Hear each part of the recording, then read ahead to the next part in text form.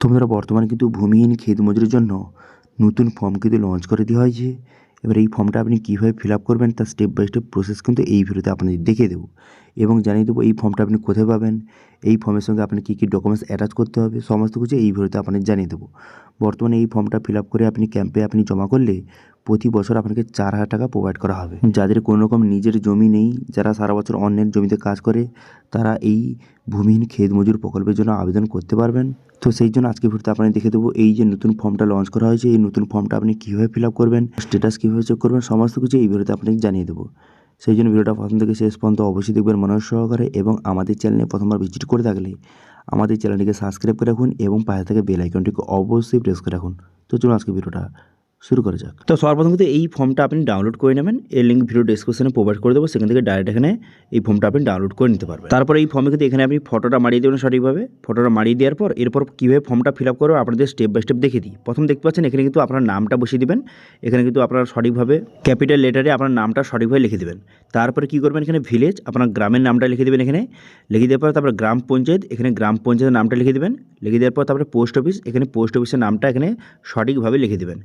তারপর আপনি কী করবেন, এখানে যে ব্লক, এখানে ব্লকের নামটা লিখে দেবেন। তারপর আপনি কী করবেন, পুলিশ স্টেশন, এখানে পুলিশ স্টেশনের নামটা লিখে দেবেন। সবগুলো কিন্তু ক্যাপিটাল লেটারে হবে। তারপর আপনি কী করবেন, এখানে ডিস্ট্রিক্ট, এখানে ডিস্ট্রিক্টের নামটা লিখে দেবেন। লিখে দেওয়ার পর তারপর আপনি কী করবেন, পিনকোড, আপনার পিনকোডটা সঠিকভাবে কিন্তু বসিয়ে দেবেন। বসিয়ে দেওয়ার পর তারপর আপনি কী করবেন, এখানে ফাদার্স অথবা হাজব্যান্ড নেম, আপনার বাবার নাম, অথবা যারা মহিলা আবেদন করছেন তারা কিন্তু তার স্বামীর নামটা বসিয়ে দিতে পারেন। ঠিক আছে, বসিয়ে দেওয়ার পর তারপরে ডেট অফ বার্থ, এখানে আপনার ডেট অফ বার্থটা বসিয়ে দেবেন। আপনার ডেট অফ বার্থ বসিয়ে দেওয়ার পর এজ, এখানে আপনার বয়সটা বসিয়ে দেবেন। 1/4/2026 অনুযায়ী আপনার বয়সটা কত সেটা আপনি বসিয়ে নেবেন। বসিয়ে নেওয়ার পর জেন্ডার, এখানে মেল বা ফিমেল জেন্ডারটা সিলেক্ট করবেন। ছেলে মেয়ে সবাই আবেদন করতে পারবে। তারপর এখানে দেখতে পাচ্ছেন এখানে কাস্ট, এখানে কাস্টটা সিলেক্ট করবেন, যে জেনারেল, এসসি, এসটি, ওবিসি যেই কাস্টে হয়ে থাকুন না কেন সেটা সিলেক্ট করবেন। করে দেওয়ার পর এখানে মোবাইল নাম্বার, আপনার ব্যাঙ্ক অ্যাকাউন্টের সঙ্গে যেই মোবাইল নাম্বার লিঙ্ক রয়েছে সেই মোবাইল নাম্বারটাকে সঠিকভাবে বসিয়ে দেবেন। মোবাইল নাম্বারটা সঠিকভাবে বসিয়ে দেওয়ার পর তারপর আপনি কী করবেন, তারপর এখানে বলা হয়েছে যে আধার কার্ড নাম্বার, এখানে কিন্তু আপনার আধার কার্ডের নাম্বারটা সঠিকভাবে বসিয়ে দিতে হবে। আধার কার্ড কিন্তু ম্যান্ডেটরি, ঠিক আছে। এবার কিন্তু ভোটার কার্ড, অনেকে কমেন্ট করেছিল যে ভোটার কার্ড কি না দিলে হবে, ভোটার কার্ড কিন্তু দিতে হবে, ঠিক আছে। তো সেই জন্য ভোটার কার্ডের নাম্বারটা এখানে সঠিকভাবে বসিয়ে নেবেন। বসিয়ে নেওয়ার পর তারপরে ব্যাঙ্ক ডিটেলস আপনাকে বসাতে হবে। তো সেই জন্য ব্যাঙ্ক অ্যাকাউন্টে আপনার যে নামটা রয়েছে সেই নামটা এখানে সঠিকভাবে বসিয়ে নেবেন। নামটা সঠিকভাবে বসিয়ে দেওয়ার পর তারপর আপনি কী করবেন, তারপরে কিন্তু এখানে বলা হয়েছে যে অ্যাকাউন্ট নাম্বার, আপনার ব্যাঙ্ক অ্যাকাউন্ট নাম্বার সঠিকভাবে বসিয়ে নেবেন। বসিয়ে নেওয়ার পর তারপরে আইএফসি কোড, ব্যাংকের যে আইএফসি কোডটা সেটা কিন্তু আপনাকে সঠিকভাবে বসিয়ে দিতে হবে, ঠিক আছে। এই ব্যাংকের আইএফসি কোডটা এখানে সঠিক বসিয়ে দেবেন। বসিয়ে দেওয়ার পর তারপর আপনি কী করবেন, তারপরে কিন্তু এখানে বলা হয়েছে যে ব্যাঙ্ক নেম, এখানে কিন্তু আপনার ব্যাংকের নামটা বসিয়ে দেবেন। ব্যাংকের নামটা বসিয়ে দেওয়ার পর তারপরে ব্রাঞ্চ নেম, এখানে তো যে ব্যাংকের যে ব্রাঞ্চ সেই ব্রাঞ্চের নামটা এখানে বসিয়ে দেবেন। বসিয়ে দেওয়ার পর তারপর আপনি কী করবেন, যে অ্যাকাউন্ট টাইপ, এখানে অ্যাকাউন্ট টাইপটা সিলেক্ট করতে হবে, যে সেভিংস অ্যাকাউন্ট না কারেন্ট অ্যাকাউন্ট, সেটা ঠিক চিহ্ন মেরে দেবেন। ঠিক চিহ্ন মেরে দেওয়ার পর তারপর আপনি কী করবেন, এখানে বলা হয়েছে যে ব্যাঙ্ক অ্যাটাচ ডকুমেন্টস, এখানে আপনার ব্যাংকের পাসবুক রয়েছে না ক্যান্সেল চেক রয়েছে, তো যেটা আপনার কাছে রয়েছে সেটা আপনি ঠিক চিহ্ন মারবেন, ঠিক আছে।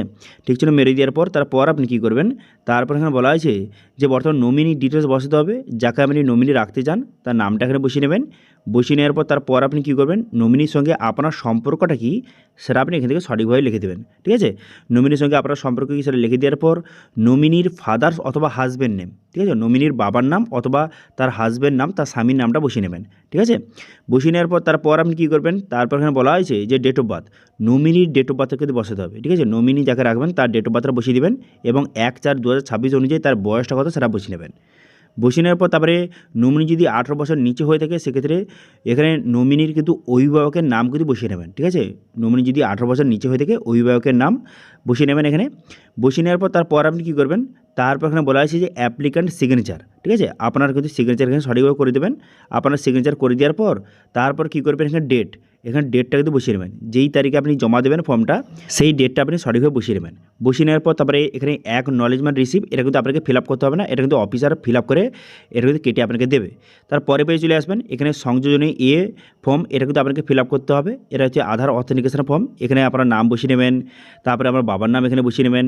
বসিয়ে নেওয়ার পর তারপর আপনি কী করবেন, এখানে গ্রামের নাম, এখানে আপনার গ্রামের নামটা বসিয়ে নেবেন, যে উমুক গ্রাম, গ্রামের নাম বসিয়ে নেবেন। বসিয়ে নেওয়ার পর গ্রাম পঞ্চায়েত নাম বসিয়ে দেবেন এখানে। গ্রাম পঞ্চায়েতের নামটা বসিয়ে দেওয়ার পর তারপর আপনি কী করবেন, ব্লকের নাম, এখানে ব্লকের নাম বসিয়ে নেবেন। বসিয়ে নেওয়ার পর জেলার নাম, এখানে জেলার নামটা কিন্তু সঠিকভাবে বসিয়ে নেবেন। ঠিক আছে, বসিয়ে নেওয়ার পর তারপর একটু নিচের দিকে আসবেন। নিচের দিকে আসার পর এখানে আধার নাম্বার বসিয়ে নেবেন। বসিয়ে নেওয়ার পর আধার কার্ডের সঙ্গে যেই মোবাইল নাম্বার লিঙ্ক রয়েছে সেই মোবাইল নাম্বারটা এখানে বসিয়ে নেবেন। বসিয়ে নেওয়ার পর ভোটার কার্ডের নাম্বার, আপনার ভোটার কার্ডের নাম্বারটা বসিয়ে নেবেন। বসিয়ে নেওয়ার পর আপনার কিন্তু যে ভোটার কার্ড এবং আধার কার্ডের জেরক্স লাগবে এবং সেই জেরক্সের নিচে আপনার সিগনেচার করতে হবে, সেটা আমি বলে দেওয়া হয়েছে এখানে। তারপরে স্থান এবং তারিখটা বসিয়ে নেবেন। স্থানের জায়গায় আপনার গ্রামের নাম বসিয়ে নেবেন। তারপরে এখানে আপনার সিগনেচার করতে হবে, এখানে সিগনেচার করে দেবেন। তারপরে একটু নিচের দিকে আসবেন। নিচের দিকে আসার পর এখানে কিন্তু যে সেলফ ডিক্লারেশন ফর্ম, এটাও কিন্তু আপনাকে ফিল আপ করতে হবে। তো এটা ফিল আপ করার জন্য আপনি কী করবেন, এখানে কিন্তু আপনার নাম, এখানেও সেম যে আপনার নাম, এখানে কিন্তু আপনার নামটা সঠিকভাবে বসিয়ে নেবেন। আপনার নাম এখানে বসিয়ে নেবেন। বসিয়ে নেওয়ার পর তারপর আপনি কী করবেন, এখানে আপনার বাবার নাম বসিয়ে নেবেন। বসিয়ে নেওয়ার পর তারপর কী করবেন, এখানে গ্রামের নাম, এখানে কিন্তু গ্রামের নামটা বসিয়ে নেবেন। গ্রামের নাম বসিয়ে নেওয়ার পর তারপরে গ্রাম পঞ্চায়েত, এখানে গ্রাম পঞ্চায়েতের নামটা আপনি সঠিকভাবে বসিয়ে নেবেন। গ্রাম পঞ্চায়েতের নামটা এখানে সঠিকভাবে বসিয়ে নেওয়ার পর তারপর আপনি কী করবেন, তারপর এখানে বলা হয়েছে যে এখানে ব্লক, এখানে ব্লকের নামটা বসিয়ে নেবেন। ঠিক আছে, এখানে ব্লকের নামটা বসিয়ে নেবেন। বসিয়ে নেওয়ার পর তারপর থানার নামটা এখানে বসাবেন। তারপরে জেলার নামটা এখানে বসিয়ে নেবেন। ঠিক আছে, বসিয়ে নেওয়ার পর তারপর এখানে বলা হয়েছে যে আপনি কৃষক বন্ধু বা লক্ষ্মী ভাণ্ডারের কোনো সুবিধা পাচ্ছেন, যদি পেয়ে থাকেন তাহলে ঠিক চিহ্ন মারবেন। যদি না পেয়ে থাকেন সেক্ষেত্রে কোনো রকমের ঠিক চিহ্ন মারার দরকার নেই, কারণ এখানে লক্ষ্মী ভাণ্ডার অথবা কৃষক বন্ধু পেলে কিন্তু আপনি এই প্রকল্পের সুবিধা পাবেন না, সেই জন্য এখানে ঠিক চিহ্ন মারার কোনো রকম দরকার নেই। ঠিক আছে, তারপর আপনি কী করবেন, তারপর এখানে বলা হয়েছে যেখানে স্থান বসিয়ে নেবেন, আপনার যে গ্রামের নাম বসিয়ে নেবেন। তারপর তারিখটা বসিয়ে নেবেন, যেই তারিখে আপনি জমা দেবেন। তারপরে এখানে আপনার সিগনেচার করে দেবেন এখানে। ঠিক আছে, এখানে কিন্তু উপরে আপনার সিগনেচার করে দেবেন। করে দেওয়ার পর তারপর আপনি কী করবেন, তারপরে কিন্তু এখানে বলা হয়েছে যে আবেদনকারী মোবাইল নাম্বার, আবেদনকারী আপনার মোবাইল নাম্বারটা সঠিকভাবে এখানে লিখে দেবেন। লিখে দেওয়ার পর এই ফর্মের সঙ্গে কী কী ডকুমেন্টস অ্যাটাচ করতে হবে, আপনার আধার কার্ডের জেরক্স এবং ভোটার কার্ডের জেরক্স এবং ব্যাঙ্ক অ্যাকাউন্টের জেরক্স, এবং সবগুলো জেরক্সের নিচে আপনার সিগনেচার কিন্তু করে দেবেন। করে দিয়ে এই ফর্মের সঙ্গে অ্যাটাচ করে আপনার কিন্তু ক্যাম্পে জমা দিয়ে আসতে হবে। এরপর এই ফর্মের আপনি স্ট্যাটাসটা কীভাবে চেক করবেন সেটা নিয়ে কিন্তু আগের ভিডিওতে আপনাদের দেখিয়ে দিয়েছি, যে এই যে ভূমিহীন ক্ষেত মজুরের স্ট্যাটাস আপনি অনলাইনে কীভাবে চেক করবেন সেটা নিয়ে ভিডিও অলরেডি রয়েছে। তার লিঙ্ক কিন্তু আই বাটনে এবং ভিডিও ডেসক্রিপশনে প্রোভাইড করে দেবো। সেখানে গিয়ে আপনি স্ট্যাটাস কীভাবে চেক করবেন সেটা আপনি দেখে নেবেন। তারপরে যখন আপনার অ্যাপ্রুভ হয়ে যাবে তখন কিন্তু বছরে আপনি 4,000 টাকা পেয়ে যাবেন। ঠিক আছে, তো এইভাবে সম্পূর্ণ নতুন পদ্ধতির মাধ্যমে বর্তমানে কিন্তু এই যে ভূমিহীন ক্ষেত মজুরি প্রকল্পের জন্য আপনি এই ফর্মটা ফিল আপ করে আপনি জমা দিতে পারেন এবং প্রতি বছর আপনি 4,000 টাকা করে পেতে পারেন। ঠিক আছে, তো এটা ছিল আজকে আপডেট। ভিডিও ভালো হয়ে থাকলে ভিডিওকে লাইক করে দেবেন এবং ভিডিও কিন্তু বন্ধুর সঙ্গে শেয়ার করে দেবেন।